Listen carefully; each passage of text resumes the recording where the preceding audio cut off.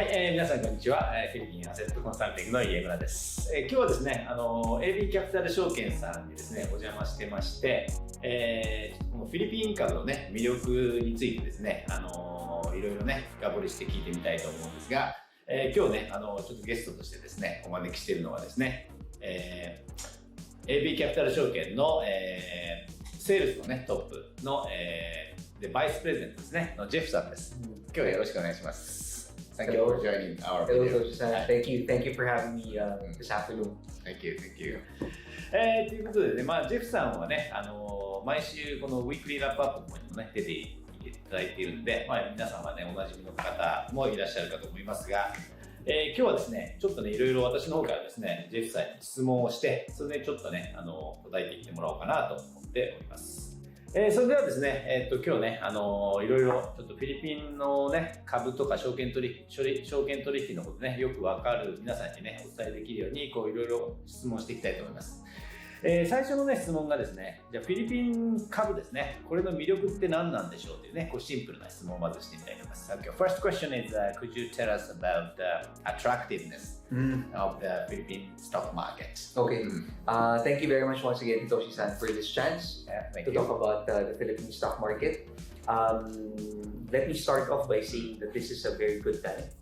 Of course, we always hear that it's a good time to start investing in the Philippine stock market, but I think we are, especially for new investors, they are coming at a time when prices are really low.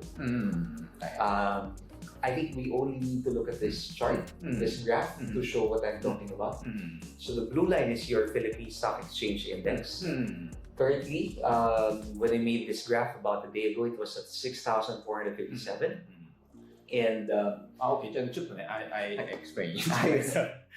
はい。ということで、魅力ね、これからちょっと詳しく説明してます。まず、今ね、株価がやっぱり歴史的に見てね、すごく安いね、ということなんで、今からね、始めるのにはいいチャンスじゃないかということで、ちょっとこちらのグラフの方をね、説明していただくんですけども、このグラフが、青い線がいわゆるフィリピンのですね、PSEI ってフィリピンの指数ですね、総合指数。日本でいうと、日経225みたいなね、アメリカで言えばダウね、そういうやつですね。で、こっちの線が PER ですね。はい。はい。Please. So this is what you see here is that the index is here at 6437, which if you look back about 8 years ago. 8 years ago. The 6,400. The price is 8 years ago. It was already at 8 years ago.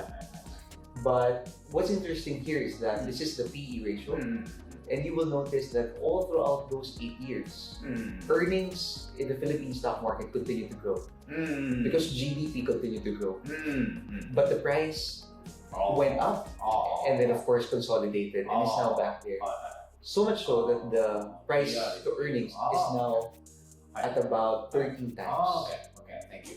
です。これこの2つのね、インデックスのグラフとそのあれですね、PER なんですけども、これ見ていただくと大体価格がですね、今の価格大体8年前のね、8年前の価格に戻っちゃってるんですね、そもそもね。で、それに対して、じゃあフィリピンのね、企業の利益が8年前のね、水準に下がったかというと、そういうことじゃなくて、フィリピンの企業の利益がね、上がっているので、結果ですね、この PER っていうこれはですね、なんですかね、1株、PER って1株当たり利益と株価が何倍になってるかっていう指標なんですけど、だから高ければ高いほど割高で、低い数字だと割安なんですけど、これ見てみると PER がもう、これ13 times About 13倍ぐらいで、非常に低い状態、つまりかなり割安だということがね、このグラフから分かるということです。So this is how we're going to start the presentation, and I'm going to show you how attractive the Philippine stock market is, especially when viewed on a 3 to 5 year investment horizon. So I think that for everyone to understand first where we are, where we come from. So this is the line is the performance of the Philippine Stock Exchange Index every year from 2003 to 2020 for a 19-year history. The gray line is the growth in earnings. The growth of earnings? Of earnings. Okay. Earnings per share. Earnings per share. earnings per share. Okay. growth. はいはいはい。 And this is the growth in PE, which is an increase or a decrease. I see. Okay. はい。わかりました。じゃあ、can I explain that? はい。はい。で、このグラフもちょっと詳しく説明してもらいますけど、このグレーのラインが、earnings per share とか、一株当たり利益がどれだけね、プラスマイナスになってるかっていうことですね。だから、この直近で言うとプラスなわけですね。それに対して、この肌色、オレンジ、これのですね、PER が上がってるか下がってるかっていうね、そういうグラフですね。はい。It's like the yin and yang in Japan. Wherein, what I would like to highlight here is that you would see that the growth in the stock market is much better if it's driven by the growth in earnings. There would be times wherein the growth in the index, in the stock exchange, is driven by earnings. Sometimes it could be driven by both. Or like here in 2014, it was primarily driven by the growth in PE. Growth in PE as well, rather than earnings. So today, what we need to find out is that will earnings continue to grow moving forward, so that the growth in the stock exchange is more stable compared to if it's just the. Alright, those would be 2022, even if the earnings per share is going up, but the PER down. Yes, that's very good, Hitoshi-san, because for this one, you will notice that 2020 and 2021, because of the pandemic, it went down by as much as 45% earnings, and it recovered by as much as 60% in 2021. It's almost flat on a 2-year perspective. So in 2022, sentiment is down because of the dollar. Because of the strength in US dollar, making Philippine stocks and other emerging markets unattractive. ね、今、こういうことで、だから企業利益は上がってるんだけど、株価の方は PR が下がってるという状態で、主にメインリーズンについて、the peso depreciation against US dollar, about 11%, weakest in Asia.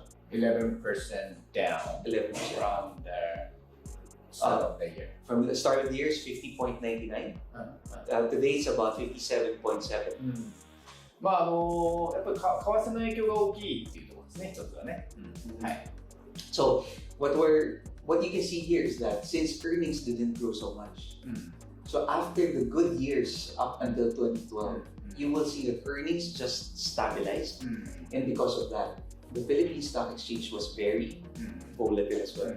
So going back to this chart earlier, going back to this slide earlier, that's why the market didn't do much, but it got cheaper because earnings continued to grow. Okay. So to make a long story short, this is how we, given the attractiveness of the Philippine stock exchange, we have here 3 scenarios at which the Philippine stock market can go over the next 2 years. We are here in 2022. Okay. So it was at 6,438, and these are projections based on 13 times, 14 times, and 15 times price to earnings ratio. What I would like to show here is that the weakest one, the cheapest at which the Philippine today's price, this is too low, right? So it sounds 6,430 today. Big drop today. Big drop 2 days ago. Today it's much lower, 6,330. Oh really? So it's getting more attractive. It's getting more attractive. You have this scenario. 3つのね、シナリオ。今日っていうかね、ここが今ね、ここなんですけど、ここからのね、シナリオ、今3つありますよと。Brightest scenario, middle scenario, and lowest. はい。13 times, the reason why I use 13 times PE is because that's normally the level at which the index is considered cheap. There is a projection that we use, and that is compared it to bond yields, which is currently at 6.75%. Okay. Firstly, what is it? Okay. Say it again, please. Normally, especially when interest rates are going up, the attractiveness of equities is compared against the yield that is being offered by bonds. Here in the Philippines, the current 10-year bond yield is at 6.75%. 6.75 ね。はいはい。で今はだから金利が上がってきてるんで、フィリピンの国債が 6.75% になってきてるんで、so maybe investor have an attraction for the bond, yes, bond rather than equity. That's the question now. So at which point we're in an investor like you, Hitoshi-san, me as your financial advisor, I'll give you two options. Either you invest in a bond that is not as risky as equity compared to equities. The yield is 6.75%. Or how about equities? And then you will ask me, how much will I get from Philippine equities? At current levels, you can make an equivalent of 7.5%. Okay, how do you calculate it? That's 1 over 13. 1 over 13, which is 13 times. 13 times. Now 13 times. Today, 6438, it's about 13.3 times. 3.3 PER ね。今 PER が 13.3 倍。Right? Yeah. So at 13 times, which is a conservative multiplier, you are getting Philippine equities at 7.5% equivalent yield. なるほど。そうすると今のこの水準でいくと大体株式のリターンは 7.5% per annum。7.5%. So, theoretical. theoretical ね。ということなんで、理論的にはね、国債よりも利回りが高いと。So if that's the case, because EPS earnings will grow next year, we assume 10%. 10% growth? Yes, which is very conservative. So could you tell me what is the assumption of the three scenario? This one is 14 times. これ14倍。はい。And the green one is 15 times. 15 times. This is 13 times. That is 13 times. PR の倍数で、なんですかね、コンサバティブなシナリオと、いいシナリオと。So at the conservative 13 times, the growth next year on the index will just be about 2% at 13 times. But if peso stabilizes or even strengthens, then I think the multiplier should be 40 and maybe at least 50. だからフィリピンペソが今ずっと US ドルに対してちょっと値下がりして 10% 近く値下がりしてるんですよ、年初から。それが安定してくると、こっちのいいシナリオにね、移っていくんじゃないかっていうのが、ジェフさんのですね、意見ですね。So even if the most conservative scenario next year, 6,608. Like the day after next year, 7,000. Still at 13 times. Just earnings is growing. Historical PSEI PR. What is it? Very good question. It's at 16.4 times. 16.4. That's 10 year? It's about that's a 17-year period. 過去17年間のこの PR の平均は 16.4 倍なんで、今の13倍っていうのはね、安いですし、その一番安い、一番コンサバのシナリオでいって、これぐらい上がっていくっていうね、そういうことです。ですから見に行ったらnow is a good time to buy. It is. Normally, Philippines would trade at 10 times, but that is a crisis level. Yes. なんで10倍っていうのはね、もうクライシス危機レベルなんで、13.3 も安いんですけど、やっぱり16倍、17倍ぐらいね、普通に為替とかが安定してくればね、なってくると。はい、Thank you. So for that, for the growth, we will just have to look at it will all depend on what the Marcos administration will be doing. So what it shows you here is the growth per administration. So the average during Ramos administration was 3.18%. ラモス政権の時は 3% ね、GDP 成長。はい。Very good because he actually liberalized a lot of things. The banking industry, 3.18 but only 3.18%. ラモスね。During the time, savings of Filipinos weren't really big. Savings. Money in the bank and money of Filipino people weren't big yet because OFW remittances started to come in. Let me show you the slide.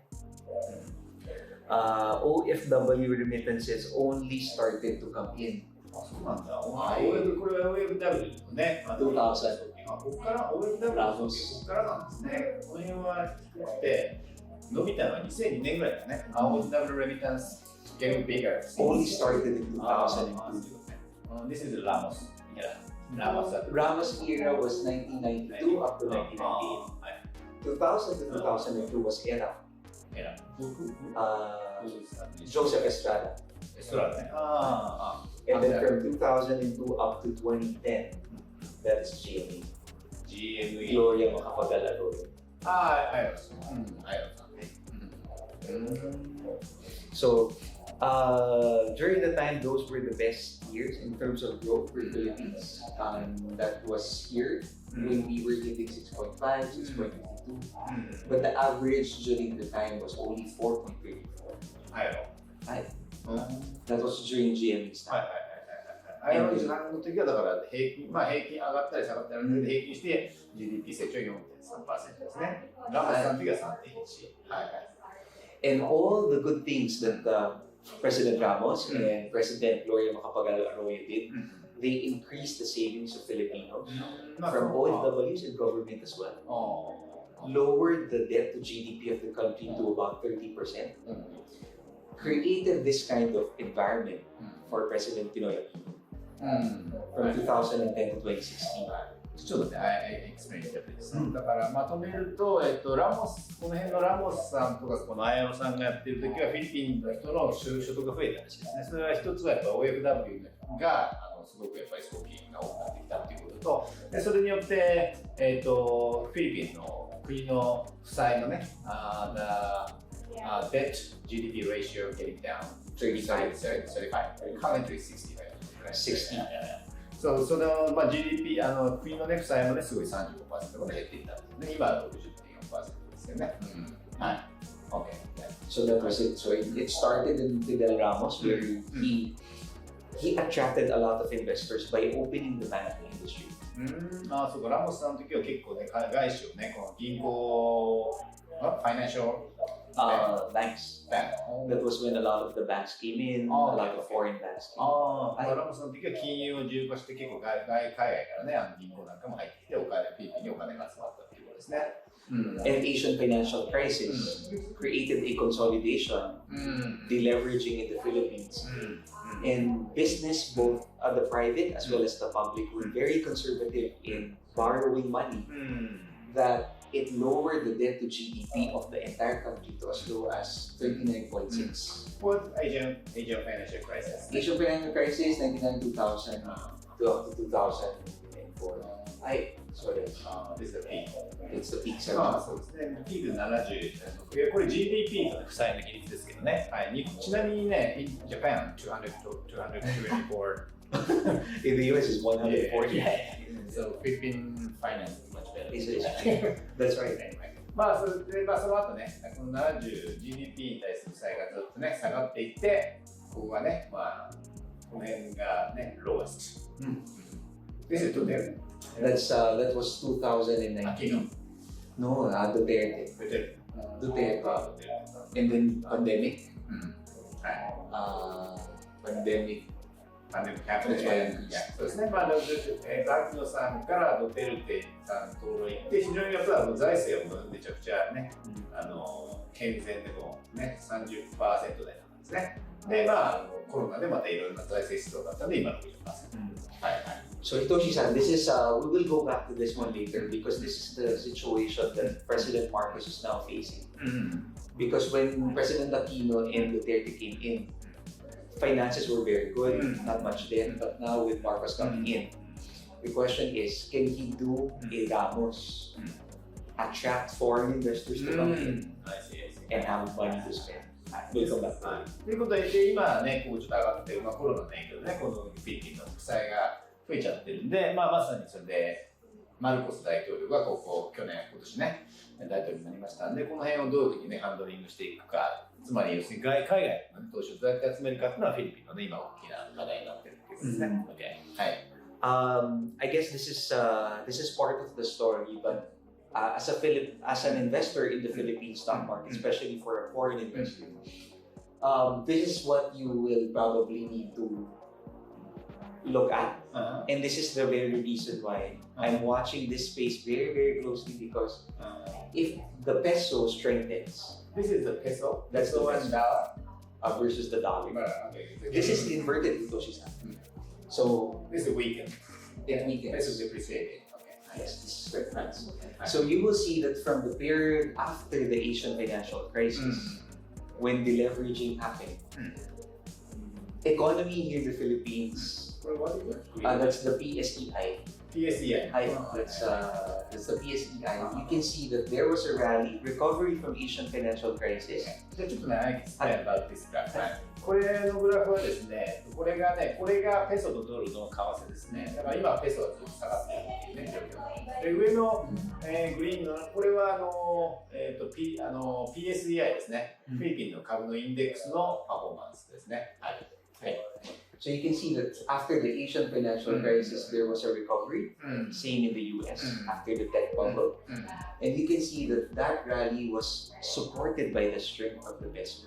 なるほど。ここはだからアジア経済危機がその後回復していったんですけども、フィリピンペソが上がっていったんですけどね。これは、That's why I would just have to say that the reason why we felt that this was a good and healthy correction for us, because when that happened, it prevented the Philippines from over-leveraging.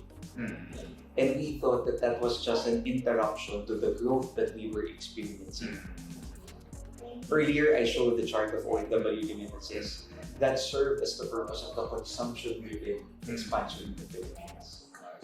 Now you can see that after that correction, flight to safety to the dollar. After that, the peso strengthened once again.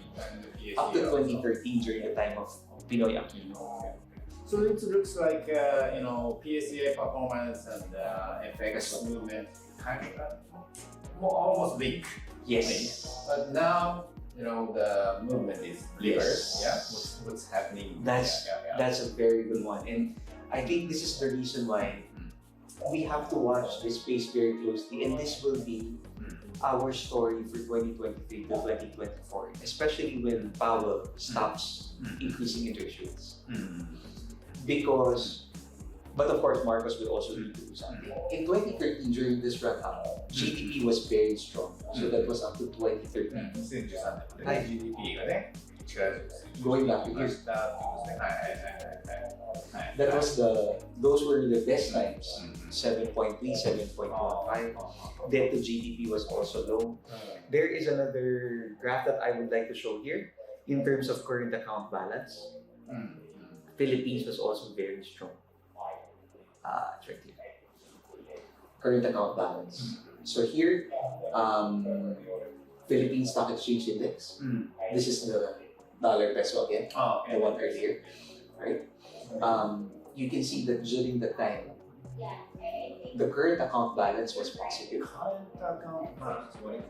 Current account balance, that's the total of exports minus imports. Export minus import. So this.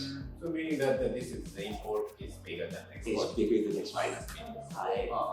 That's why you will notice, Hitoshi-san, that during the time before the great financial crisis in 2009, Philippines was running a surplus, exporting more than importing. これのグラフは貿易収支ですね。プラスってことは輸出の方が多くて、マイナスになっているってことは輸入の方が多いですね。だからこの辺が、ここはがピークね。The surplus peak. これはwhat's happened? Since the time there was of course a flight to the dollar, there was a flash recession in 2009. There was a global recession, but Philippines declined for just 1 quarter. Okay. 2009 is a rebound crash. Consumption was nowhere to be found during that. But Philippines stayed on balance. Exports equals imports. So it was good. And then the rally happened, this is from 2009 up to 2013, which was the ultimate peak in the index. Sorry, this is Philippine Stock Exchange versus the S&P 500. It's a ratio. A ratio. Ratio. PSEI over SPY 500. Aye. これ is green line. That's the yes. That's the グリーンライン、この緑はこれはあれですね。PSEI と SP500 の比率。So meaning that this PSEI was very strong versus the S&P 500. And you can understand why. It's because of the dollar. Because during the time, Philippines was the next net exporter. We were getting a lot of dollars. I see. So Philippine peso は強かった、strong. Yeah. And then starting 2013, 2014, remember taper tantrum in the US? That was the first time when Bernanke, I think, said that they will start to take money out of the system, what they call the quantitative tightening. And they never increased interest rates until here. So that started this is the story for the Philippines from 2012 up to 2020. This is now the PSEI. The current situation is weak. The market also weak. That's why the market is like this. It's flat. Market flat. Peso down. Peso up. Now peso down. Market. It's just there because earnings is still growing, but the sentiment is bad. From foreign investor, if I put money, if I convert my dollars to peso, but I know that the peso is weak, I know that I'm going to lose money. So might as well not put money in Philippines until such time that the peso is stable. So, so in summary, for foreign investors, you mean weak peso is good? Weak peso for foreign investors? Weak peso is not really good. Now it's weak peso, right? Now it's weak peso. Weak peso is not good for investors. Well, weak peso is good. I mean, during the time. But what I'm gonna say is, if you can look where the turn is, if you know where the turn is, when this will happen. So if it stays like this, that's good for investors because you will see that things are improving. Weak peso is good for investors. Weak peso is good for tourists. So what the situation? So current situation. Okay, so this is the situation now. The only question is, so we are now in a very big correction. Right now, the sentiment is very negative for Philippines, mainly because of interest rate increases in the US. So it will now be dependent on what, after this normalization of interest rates, I think the growth story of the Philippines should continue. With that, I would just like to show what ADB sees as far as growth numbers are concerned. GDP growth. This was their forecast in July, in April. This is their forecast in September. This is actual. This is in 2023. Forecast of ADB in 2023. As of April. ADB, Asian Development Bank. This is two. Both of them are forecast. Yes, this was in April. This is in September. September. For 2022. So they increased. Increased. Even such a not good situation. ADB's forecast getting up. Yes. But why? Here it is, Hitoshi-san. The situation, the one that we were talking about, the situation has not been good in terms of the currency since 2013. But that correction has been for 9 years already. And earnings keep on growing, and as I've said, for as long as we can go back to that growth story, and the reason today is because of reopening this year. Next year, schools will be one whole year. Could you show me again? Okay. For ADB, this is their forecast. ということで、ちょっといろいろあるんですが、ちょっと為替の話が中心になっちゃって、ちょっとまたもうちょっと産業の方もまた聞いていきますけど、いずれにせよですね、フィリピンの経済成長率、これからね、22年、3年と、6.6% の中盤ぐらいというふうに、専門家はですね、アジア開発銀行ですけども、見ているというところですね。はい。Okay. The secret, Hitoshi-san, that I would like to show here is after the pandemic, Philippine growth should go back to this level right here. Preferably, if it can grow something like this during Gloria Macapagal-Arroyo's time, we're in maybe because of the costs, crude oil, importation costs, and whatnot. Maybe it will look something like this. But what is important is we go back to the growth level, especially if we think of this pandemic. If we can stay at the 6 to 6.5% level, then that should keep the country growing. Okay, so the Philippine economy go back to the 6.5%, around 6.5% growth in this year. This year, possibly, and then maybe next year, another 6 to 6, maybe 6 to 7. 7 maybe a little bit high. Maybe 6 to 6.5 should be okay. 大体これからですね、コロナも明けてきて、フィリピンの経済成長がね、また 6.5 ぐらいに戻ってくるだろうっていうね、予想になっているんですね。はい。So one last thing, Hitoshi-san, before we leave this discussion, I would just like to show that all of that, after I've shown what happened during the sideways, Philippine market has become cheap and we are still growing. Okay. Now, the next question, I suppose, is when it comes to one more projection, and this is coming from Anton-san. Yeah. His projection. Economic. So I would just like to share this because this is the most conservative view. In 2022, growth is about 6.8. That's our forecast. In 2023, he thinks it's probably going to be 4 and 4.5. This is a forecast by ABCAP. By Anton-san. It's really only 4, only 5. It's much lower than ADB. Yes, that's right. And what I would like to show here is that this is what I'm saying, that the Philippines is very attractive, especially if you look at it on a 2 to 5 year horizon. Because as you can see, we are there, and then the peso, if it can consolidate, peso is stable, stable. After the 7 pesos depreciation this year, it's forecasted to stabilize to about maybe 2 pesos over the next 2 years. I think for foreign investors, what you need is for the peso to just be stable and not be sharp. Imagine for a foreign investor, you know that you can buy more pesos for a very long time.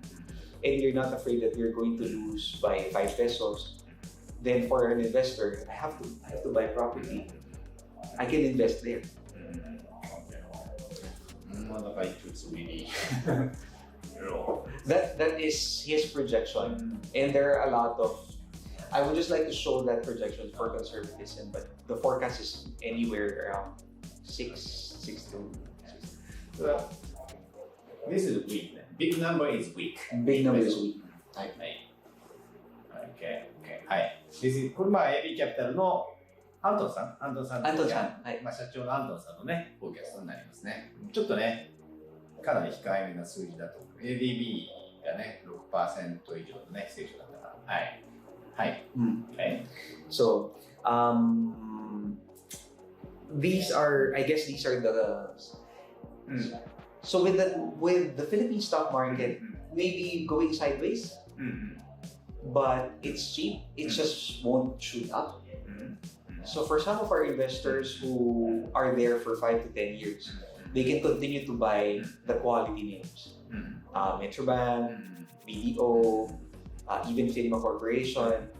And then during these times wherein the whole economy is not yet strong, we think these are the sectors to be invested in. What do we see? Oh, okay. So this is the investment clock, the business cycle. Okay. Overinvestment. Yes. Overinvestment means that these are the sectors that still need to correct because there are a lot of players. This is the current situation. The current situation. でこれはこの表は多分ですね、今どういうセクターが買いでどういうセクターがちょっと高すぎるとかそういうのでちょっと表してる表ですね、これね。はい。で、オーバーステートメントっていうのは、オーバーバリュー、you mean? Overinvestment means there's a lot of players. Lot of players. Which means that competition is tough. Competition is tough. ここはオーバーインベストメントっていうのは要は競争がね大きい、つまりプレイヤーがいっぱいいるっていうことで銀行とかこの辺ですね。Like Converge. Converge is Converge, Globe, PLDT, and Vito. There is a player who is trying to drive down prices, so it needs to consolidate. So this situation is not good for investment, meaning that many players congested the market. So this. So during this situation, the reason why I'm showing this Hitoshi-san is during our next discussion, we should be focusing on these names. This one, I think from here up to here. Attractive. はい。で、この辺が今だから投資にアトラクティブなのはこの辺で、コンソリデーション、カズイノの C ストア。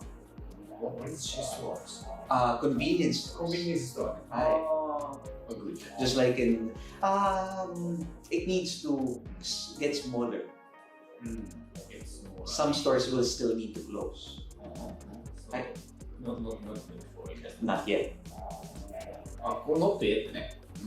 Casinos, this is very interesting because I think in 2011, there were a lot of licensees. You now have Tiger, you have Anditan, you have Melco Resorts, and you have Enrique Resort. But recently, Enrique Resort has been buying a lot of licenses. PHR of Dennis Uy. He also bought another PHR resort in Clark. So most of the licenses are now under him. And then Tiger is an issue. Consolidation. So how do we understand? Okay. So like for example here, since there are a lot of players, congested, busy market, crowded, very crowded market. Okay. So they are squeezed in this room, and some of them will need to go out of the room. Some of them will continue to fight because they are very good.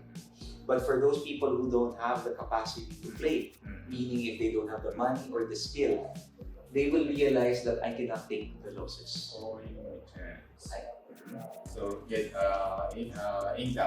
income ratio is getting down. Maybe revenues are maintained, but the margins are getting lower. Not good for investment. This is a very challenging environment, and because of this you can also look at it from the perspective that this is when the players realize that I cannot money here, and because of that, they either leave, they sell to the consolidation, or they close business. Consolidation means they combine together. Smaller. The number of players becomes smaller. Becomes smaller. But casino market is getting bigger. A smaller market is better because if it is just two of us competing, I'm going to talk to Hitoshi-san. Let's not drop prices anymore. I mean that less player. Less players. Attractive. Companies not there are many. They closed. Some of them closed during the pandemic. And then the Family Mart, which is now owned by Dennis Uy. Dennis Uy is in trouble. ここはだからまあプレイヤーが少ないよね。ということでまあ魅力的。Under investment. So like in this case, Hitoshi-san, like banking, IMG closed, Citibank sold. Oh, yeah. So that's an example of where. So going back to the more interesting part, and these are also the sectors that can benefit from President Marcos's administration. ここがマルコスさんのからお受けるセクター Especially で、 this 電力とセメントと鉱山と教育ね。powers, because the important players now is Aboitiz, very close to the president, and a lot of power companies are now expanding into renewable energy. So that should be very good, and there should be some tax incentives, and also the DOE is asking Meralco, for example, to get more power from renewable sources. なるほどね。はい。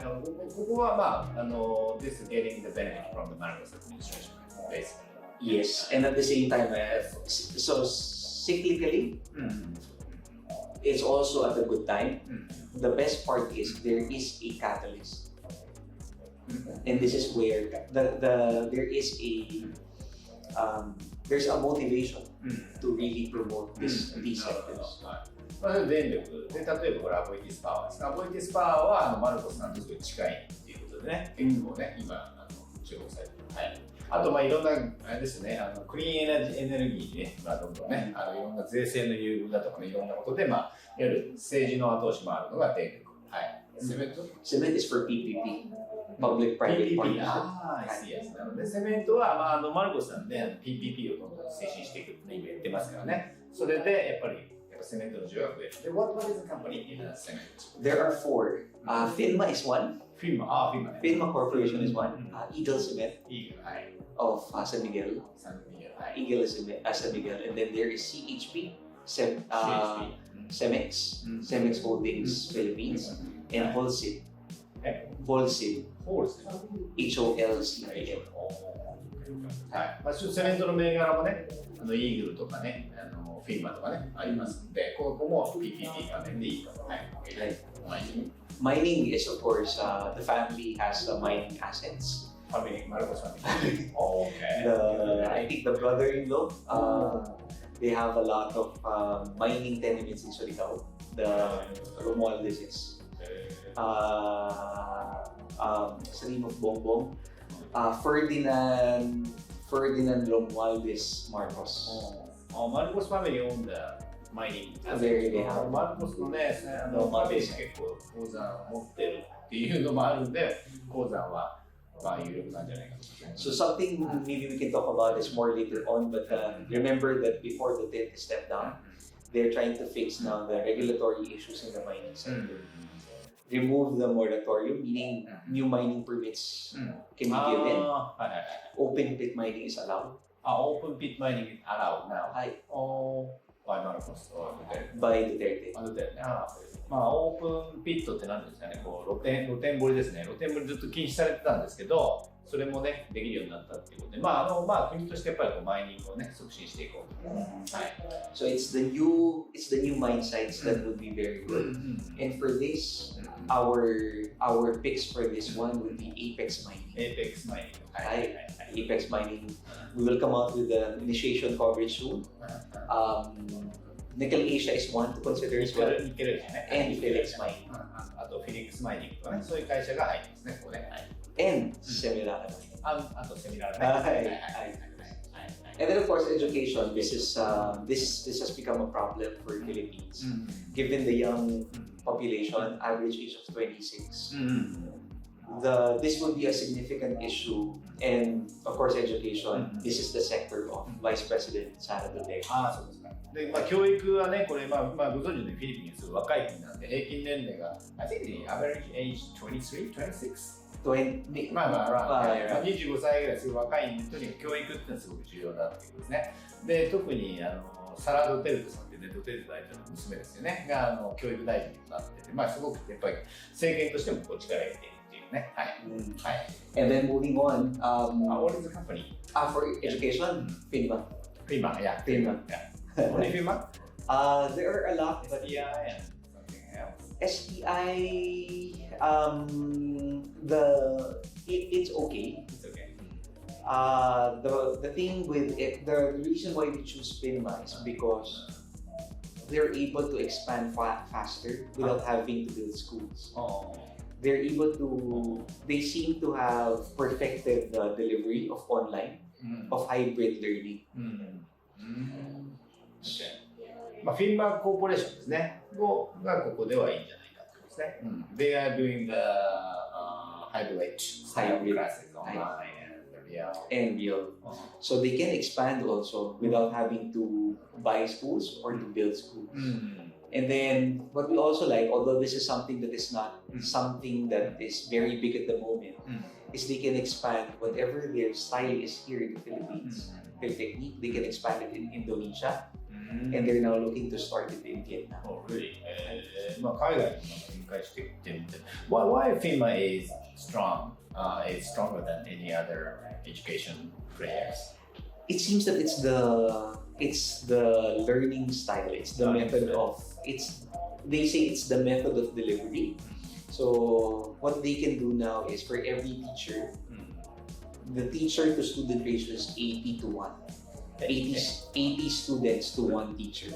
80 students to one teacher. One teacher. Very efficient. One teacher. Very efficient.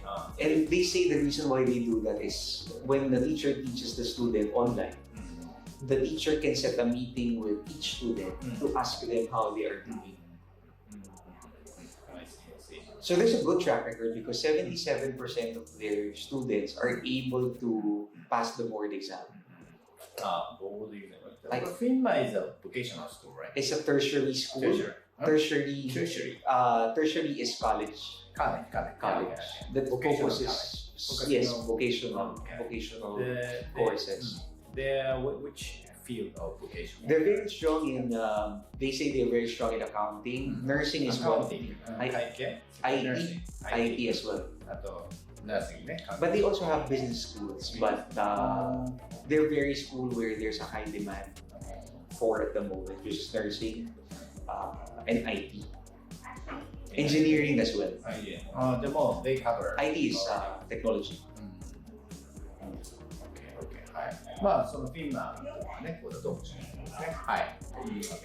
And then for this one, this is more rising returns because currently there is just one player. Actually two, but a lot of speculation is taking place here. ここはだからまあちょっといろいろこうまあプレイヤーが全然いないんですけどテレビ局ですよね。Now はno, not even now. That's GME7. ABS even doesn't have a license. ABS no license. Lost license. But there have been some speculations that they could get another license.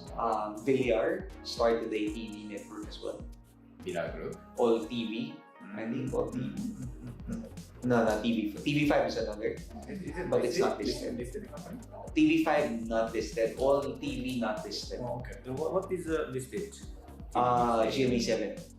GMA7. Only GMA7. Only GMA7. ABS lost their license, so now the only one big player. Only one player. The rising return. That's why it's rising returns because here a lot of players, here just one player. 結局はだからもう実質 GMA ね。Only one big player. Only one big player. And then finally, the expansion. The home stores. That's Wilcon. Wilcon is there. Logistics, that's Ayala Land Logistics, the only listed. Of course, Robinson's Land has a logistics company as well.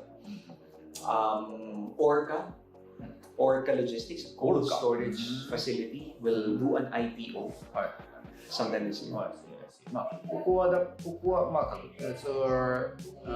ちょっとね事業拡大していきそうなところで、ホームストアってのはまあなんだろうな。まあ東急ハンズみたいなやつですね。フィリピンで行くとウィルコンね。Wilcon is here. Logistics. Wilcon all day is there as well. All day. All day. Sorry, all home. All home. All home とかウィルコンですね。で、ロジスティックスな物流、まあこれはね、アヤラのねロジスティックスとか、あとなんだ、これはアヤラロジスティックスand logistics. Logistics.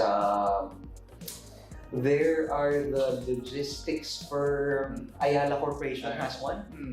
Air 21 they bought. I heard from the Double Drum CIO. Double Drum is expanding their warehouse and logistics. That's in Clark, I think, together with John B. Yeah. With John B. Is it? It's not yet listed. Not yet listed. It's still in a private company. But it can be considered. But I think it's more for REIT. That's what they're trying to do. It's probably for REIT. なるほどね。はい。まあダブルドラゴンとかもね、今ちょっと倉庫とかねやってますけどね。はい。で、ヘルスケア。And then healthcare. In the Philippines, there's really almost no healthcare. Very low investment in healthcare. Who's that? MPI? MPI is there. MPI, Ayala. Ayala Hospital? Already? Ayala has a few, and they have through Globe they have teleconsult, online consultation. Online consultation. But it's not listed. Okay. It's not listed. The big player is MPI. MPI and a few privately owned hospitals. そうですね。まあヘルスケアのところだとMPI っていうね、メトロパシフィックインベストメント、ここが病院の経営とかやっていますと。Medic, but Medic is more into Medic. They sell what do you call that equipment for dialysis. But we don't really recommend Medic. It's really speculation. Yeah. So only MPI? Only MPI. That's why it's a good space. I mean, especially if you get to talk to investors who would like to put up, maybe we can ask them, invite them to the Philippines, put up facilities. That would be pretty good. So that's the whole, I guess, the company and the sector. Given the expectation that the Philippines might just consolidate for the next 2 years, we will have to be very selective.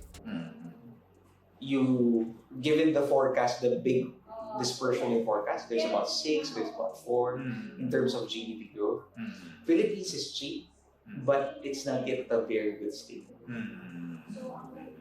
So it will need to consolidate, and during that consolidation, we have to be focused on companies in these sectors. GDP 成長率が6% になるのか 4% になるのかね、ちょっとそのフォーキャストはちょっと分かれてますけど、いずれにしてもですね、こういうので見てですね、やっぱりこうセクターをね、しっかり選んでいくっていうのがね、結構ポイントじゃないかということですね。I guess to almost close this, these are the things that we are looking at as the plus and the minus to look at, especially with everything that we discussed. So BPO inflows, business process outsourcing, together with the OFWs, those will keep consumption strong. Right? So if commodity prices peak, such as the crude oil continues to go down, and if peso also comes down, so that the price of crude oil is lower, then that should be the good thing for Philippines.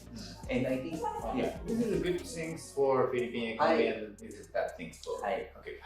これはそのフィリピンちょっと経済全体のことで、グッドシングスいいところはその BPO inflow still healthy, meaning still money from the outside coming into the BPO operation. Yes. Still. Actually, the good thing with BPOs, especially with the news recently of POGOs leaving, gone, right? They are leaving. There's some news wherein they might be closed. Not so good for property because vacancy will continue to be high, and rent pressure will come down. Rent will get cheaper. Cheaper rent will be good for BPOs. なるほど。ポゴっていうのは、このいわゆるオンラインカジノですね。オンラインゲーミングオペレーション。これはmainly Chinese company, right? So they left. They're being asked to go, and they contribute only 7 billion pesos to the GDP. BPOs contribute $30 billion. That's about 15 billion pesos. ポーが出ていって、1.5 trillion ポーが出ていった分、やっぱりこのオフィス賃料が下がってるんですね。下がってるんで、そうすると今度 BPO、ビジネスプロセスアウトソーシングの会社が入ってきやすくなるので、多分入ってくると。だからちょっとシフトするみたいな、shifting from the tenant, product tenant point of reduce POGO and increase BPO, kind of offsetting. In 2016, that was when POGOs came in, and there were a lot of aggressive POGOs that drove BPOs. They drove them out because of the amount of rent that these guys were willing to pay. So basically, the shifting from POGO to BPO is a good thing for Yes. So imagine a stronger dollar, and you still have the same Filipino talent with cheaper rent. It should be good for BPO. あとペソ安っていうのもこの BPO をね、こう呼び込むには有利だということで、そこはプラス要因ですね。あとそのコモディティのここはここは当たり前なんですけども、やっぱりインフレがね、石油とかガスとかね、食料品も含めて、この辺がやっぱりそろそろね、ピークを打ってくるだろうということで、そこはプラスということになります。And then finally, for deglobalization, deglobalization means that cost of production is going to continue to go up. Recently, because of globalization, some of the factories were sent to China, where there's cheaper labor, cheaper, energy as well. And then the products like the Apple and the Teslas get shipped back to the US. The cost can be low because of labor cost is also low. But given the trade war that has been taking place in China, and some of the factories are moving out of China to Vietnam, cost of production is increasing. Okay, so this is best case for Filipino economy and for the world. For the world. これはwhat is the impact for the deglobalization to the Philippine economy? Philippines, as we saw earlier, the balance of payment, the current account, we need for the export market to continue to recover. And Philippines, the latest data that I saw, exports a lot to US and to Europe. Only 20% of ASEAN production is consumed within ASEAN, while the rest are sent to the US, China. What is the export item of Philippines? What are they? Semiconductor. Semicon, Semicon export to China to US. China to US. Japan. China, Japan, US. Okay. So this is what the relationship. Semicon export, deglobalization. It's also pertaining to the input cost. So oil is one of them. If the trade war, if Ukraine and Russia will continue to have a war, if the food prices continue to go up. So for Philippines, that's not so good because countries are no longer cooperating. Countries are more protective. Like what happened in Indonesia and China, they stopped exporting their agricultural products. Philippines is a net importer of food. I see. So in total, this is deglobalization is a bad impact for Philippines. Because if everything closed down, Philippines will go hungry. So I see. But this is the situation today. Okay. That's the situation today. So it's just a question of will it get worse or will it get better? The POGO. The POGOs, that's the one that if they leave, then it's good. It's short term. Short term, it's bad for property, but it's good for long term. For long term, because imagine you have locators that are illegal money.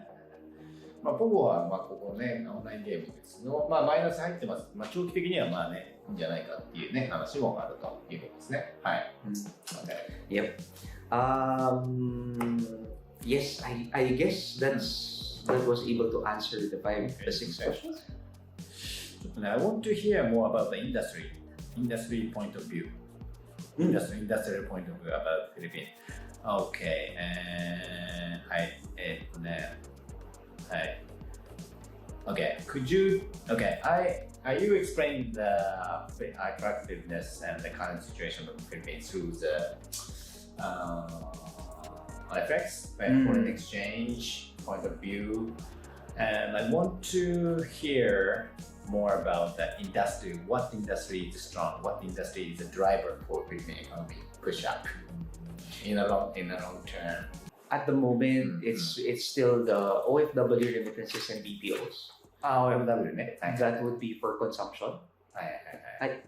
Consumption is 70% of Philippine GDP. The OFWs and the BPOs will need to continue to grow. Currently, both segments contribute about 3 trillion pesos. That's about $30 billion per year. So how many percentage? Philippines generated 17 trillion, so that's about 1 out of 6. I think that's about 18%. 18% combined, OFW and BPO. About that's about 6%. Hang on. So OFW BPOs have a 16, 17%. 70% in total of two. In there, yeah.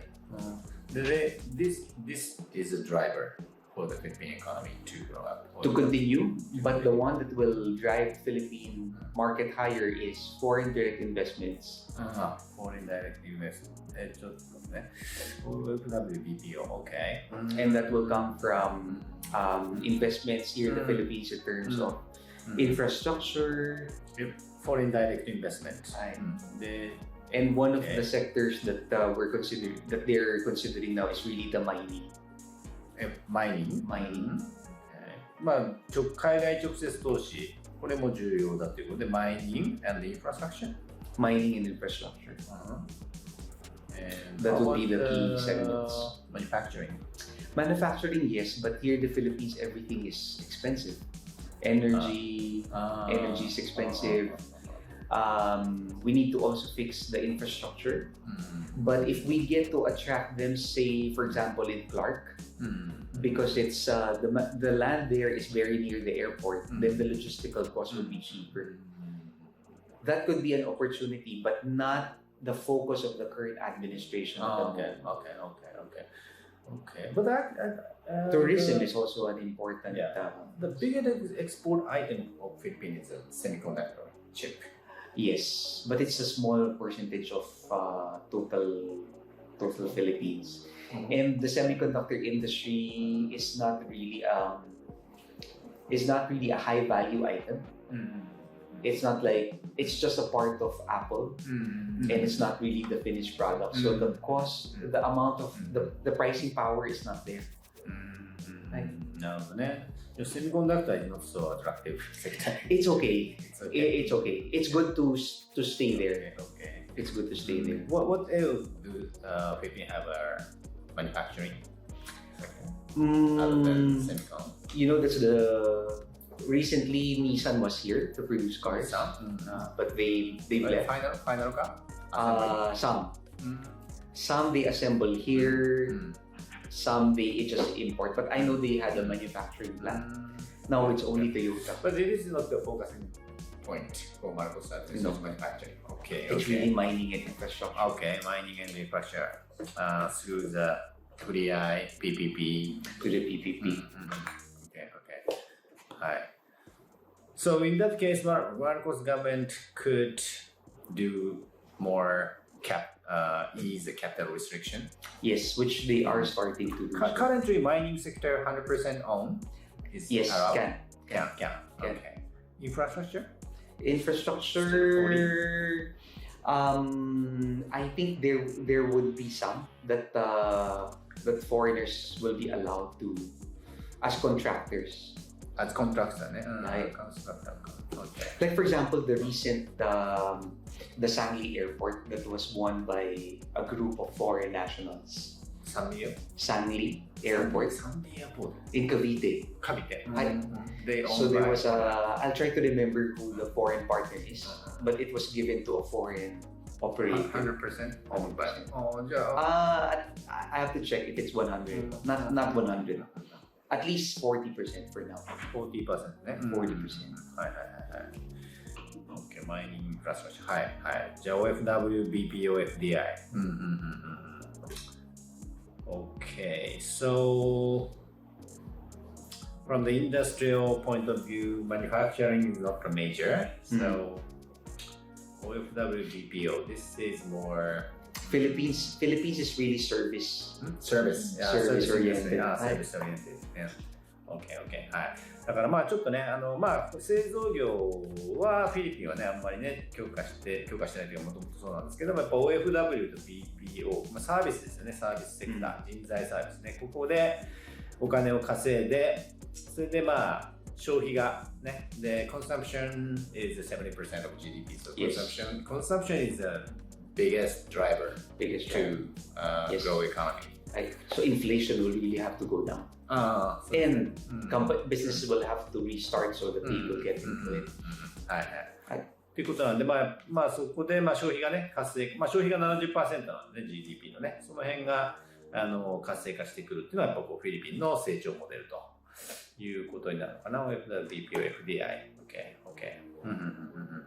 はい。ということでね、ちょっとね、話がね、結構ね、たくさん盛りだくさんでありましたけども、まあちょっとこれね、また皆さんにどういう形でね、お伝えしていくかもしかしたらちょっと分けてやった方がいいかもしれませんけど、ちょっと今日フィリピンのね、経済の現状と、そのこれからのね、成長見込みみたいなね、そういったお話を、いろんなね、角度からさせてもらいましたので、またちょっとね、こういうの皆さん参考にしていただければなと思います。今日はどうもありがとうございました。Thank you. ありがとうございました。Thank you. Thank you. Thank you. Long time. Yeah.